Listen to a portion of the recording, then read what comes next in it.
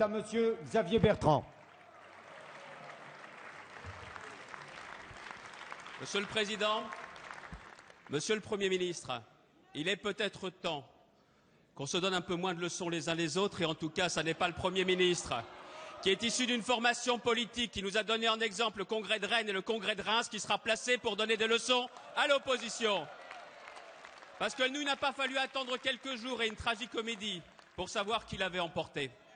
Monsieur le Premier ministre, nous avons connu les uns et les autres, et élevons-nous, au-delà des partis, mais à notre pays.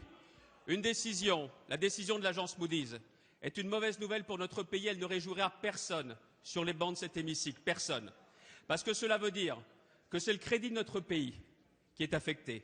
Cela veut dire aussi qu'à terme, pour l'État, pour les ménages comme pour les entreprises, il sera plus difficile d'emprunter et en tout cas plus cher.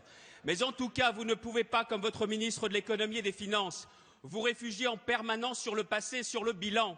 Parce qu'alors il faut nous expliquer pourquoi l'agence Moody's nous dit qu'à moyen terme, elle va encore dégrader la notation de la France, parce que les réformes engagées n'ont pas l'ampleur nécessaire pour établir la compétitivité. Où est le passé?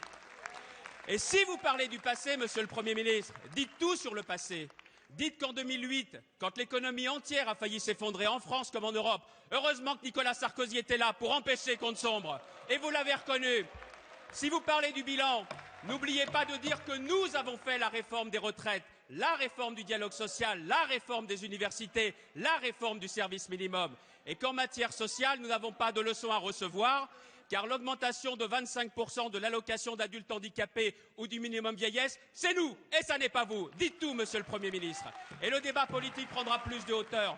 En tout cas, une chose est certaine, c'est que les réformes, elles sont à conduire. Vous ne pouvez pas dire aux agences de notation que les riches vont payer, que ça réglera tout. Le temps est venu de la vérité, de l'action et des vraies réformes. Le temps n'est plus au socialisme de François Hollande. Chargé du budget, Jérôme Cahuzac.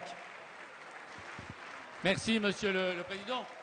Monsieur le député, vous vous engagez à un peu de hauteur quand il s'agit de débattre, et chacun appréciera la façon dont vous souhaitez illustrer cette intention.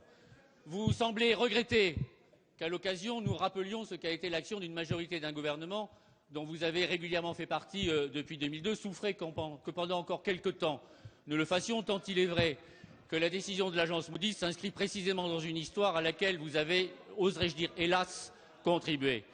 Monsieur Bertrand, vous êtes en train de nous expliquer que le gouvernement auquel vous avez participé a procédé aux réformes indispensables dont notre pays avait besoin. Mais dans ces conditions, comment expliquez-vous que c'est sous l'empire de la majorité UMP et sous l'autorité du président Sarkozy qu'une agence de notation Standard & Poor's avait déjà dégradé la note de la dette souveraine de l'État? Faut-il en conclure, si je comprends bien votre raisonnement, puisque vous décidez de faire des agences de notation l'arbitre des élégances politiques en France, puisque vous décidez d'abandonner, d'une certaine manière, la souveraineté de notre pays au jugement de ces agences de notation, puisque vous décidez non pas de faire appel au peuple, mais aux agences de notation pour juger des politiques menées, dois-je donc en conclure, puisque Standard & Poor's avait dégradé votre action, que les réformes dont vous vous prévalez n'étaient pas de bonnes réformes ou de réformes inutiles?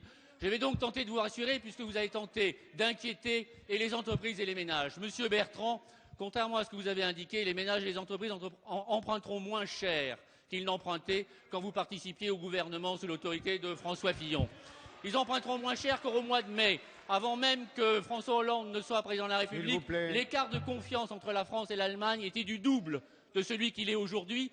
Et si cet écart de confiance s'est réduit, c'est précisément parce que les marchés ont pu constater que l'action publique menée sous l'autorité de Jean-Marc Ayrault a précisément pour objet de réduire des déficits considérables que nous avait laissés et de mener des réformes structurelles qui conduiront la France sur le chemin de la prospérité et de l'autorité en Europe, des chemins dont, hélas, votre action l'a écarté.